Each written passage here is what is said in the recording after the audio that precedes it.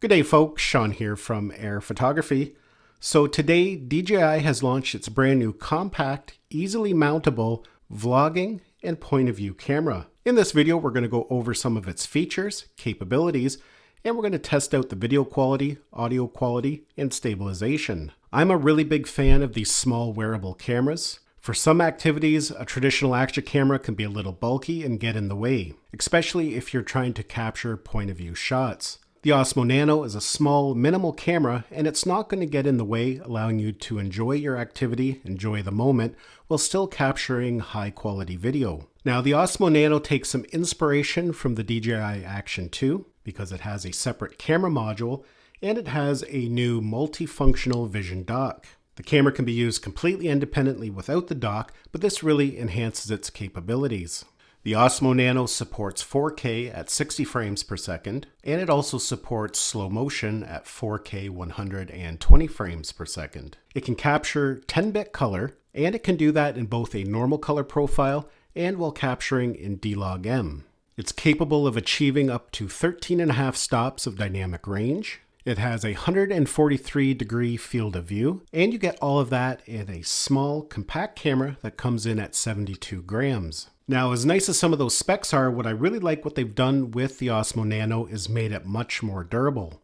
The Action 2 was a great little camera, but it was actually quite fragile. We had the touchscreen on the back and a lens that was not replaceable, so in the case of an impact, the camera could be severely damaged. But the new build of the Osmo Nano is quite durable. It's got nice hard casing, and the visual appearance is actually kind of interesting. It's semi-transparent, very similar to that of the DJI Mic 3. On top of that, this lens cover is now replaceable, so if it happens to get damaged or scratched, you can easily replace it. There's really not a lot of damage you can do to it. So this camera, due to its quality and its durability, is going to be great for activities where the camera could potentially take an impact, such as mounting it on an RC vehicle, which is something I do all the time. With a camera like this, I don't have to worry about it being damaged if the RC vehicle rolls or flips.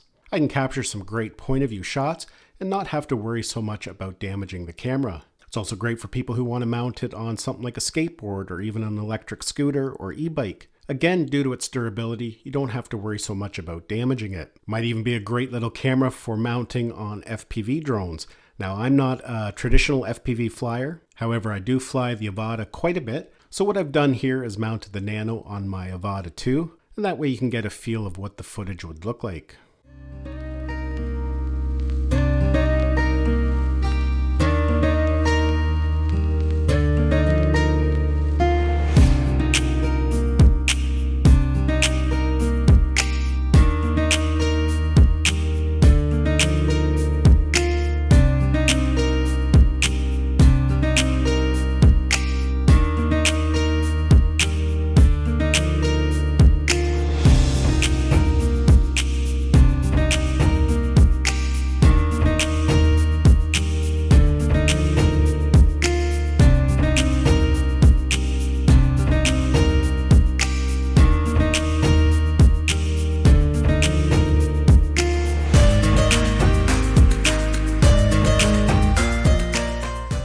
Now, the camera module itself has built-in storage. You can get it in configurations of 64 gigabytes and 128 gigabytes. However, the multifunctional vision dock can expand your storage capabilities. It has a built-in memory card slot, so you can put a nice large memory card in there, and you can offload the content from the internal storage at high speed over to the vision dock when that internal memory gets full. Now, on top of that, the multifunctional vision dock serves many other purposes, including charging up the camera module, as there is no direct USB-C charging port right on the camera. You just simply connect it to the dock, and it's going to go ahead and charge up the camera. And it supports quick charging, so it's actually pretty fast. You can use the camera while it's mounted to the vision dock, and that's going to extend the battery life even further. According to DJI specs, filming at 1080, you can expect about 90 minutes from the camera module. And if you're using it in conjunction with the multifunctional vision dock, you can expect approximately 200 minutes. Of course, if you're recording in 4K at a high frame rate, that number will be significantly less. I do have a video that I am working on where I am going to be doing some battery runtime comparisons. But of course, the multifunctional vision dock also becomes our display screen. This is how we can preview our shots, and we can go in and change all our settings. And the nice thing is that the Vision dock is reversible. So now in this configuration, if you're going to be using the Osmo Nano for vlogging, you're going to be able to line up your shot easily. Another nice benefit of the Vision dock is that we can detach the main camera module, and the Vision dock becomes a preview remote. We can still go in and change all our settings. We can start and stop recording, and we can get a visual preview, which is great when you have the camera mounted away from you. So here's an example where this module is very beneficial. Right now I've got the camera, just the camera module mounted on my chest, and I have the display module here on my handlebars. I can keep an eye on the feed to make sure everything is lined up exactly the way I want it, and I can go in and change settings very quickly. So it is a really convenient tool. So now, while we go for a little bit of a ride, I can make sure that everything is framed exactly the way I want it. And right now, looking at it, it does look a little low, so I can easily adjust it, just like that. So yeah, really beneficial. And now, if I want to stop to change a setting, perhaps I now want to film in an ultra-wide field of view, I can easily just change it right on the screen there. Now, the DJI Osmo Nano is fully compatible with the DJI magnetic mounting system. As you can see there, we can connect just the camera module to any of the DJI magnetic mounts. So if you have existing ones that you've already invested in, they're going to be fully compatible. And of course, the magnetic mounts also work with the multifunctional Vision dock. The other nice thing about the magnetic mounting system on the Osmo Nano is that it is now reversible. So as you can see, we can attach it one way, and then we can flip it and attach it the other way. So that's something new now with the Osmo Nano and these new magnetic mounts that come with it. However, as mentioned, the old magnetic mounts will work just fine. The Osmo Nano is fully compatible with Osmo Audio, and that includes the DJI Mic 2, the Mic Mini, and the new DJI Mic 3. And the really nice thing is you don't even need to use the multifunctional Vision dock. Once you have them initially paired, you can just power on the camera module independently, and it will still connect directly to the microphone. So in that configuration, something like the Mic 3 and the Osmo Nano is going to make for an extremely minimal vlogging kit. All right, so now we're going to do some audio samples so you can hear what this camera sounds like using the built-in microphones. Ideally, if you're going to do any type of vlogging with it, you're going to want to connect a third-party microphone, but sometimes that's not always an option, especially if you're just out doing some run and gun filming. So this is audio coming directly from the built-in microphones. So now we're going to go for a little bit of a bike ride, and that way we can see how it handles wind noise, because when I'm riding a bike like this, there's going to be a lot of wind going across the microphones, and it'll be a good demonstration to see how it handles that wind noise. Right now I'm traveling 31 kilometers per hour. It's hard to see that screen there. So we'll see when I get home what the audio sounds like. Have to go back because my hat blew off.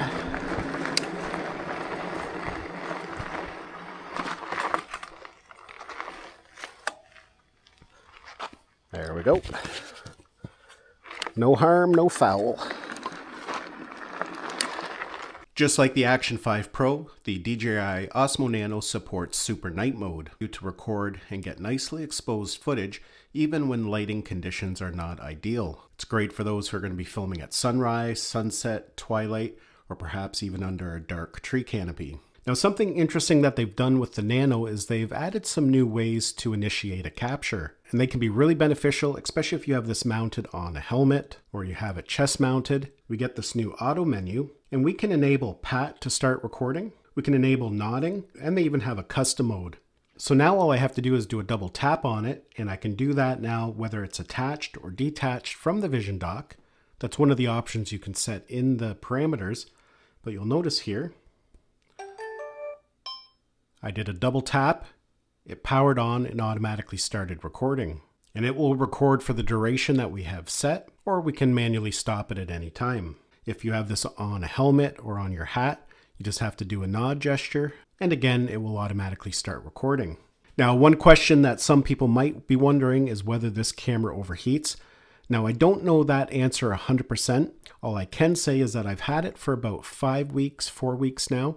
I've done quite a bit of recording with it at the end of summer on some really hot days, and it has not overheated on me once yet. So for most people using it in normal scenarios, overheating is probably not something you're going to have to worry about.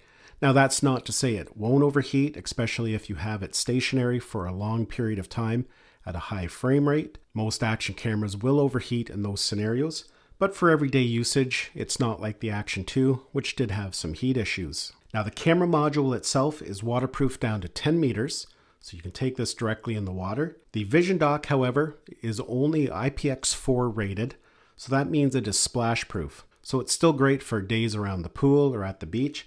If it does happen to get splashed, it's going to be just fine. Now there's going to be a variety of packages and accessories available, including the standard combo. This is going to be a popular combo for a lot of people, just because it gives you everything you need to get up and running. With it, you're going to get the pendant. This is going to allow you to get those interesting point of view shots, a really simple and convenient way to get those types of shots. It's going to come with a hat clip, again, a great way to get some point of view shots.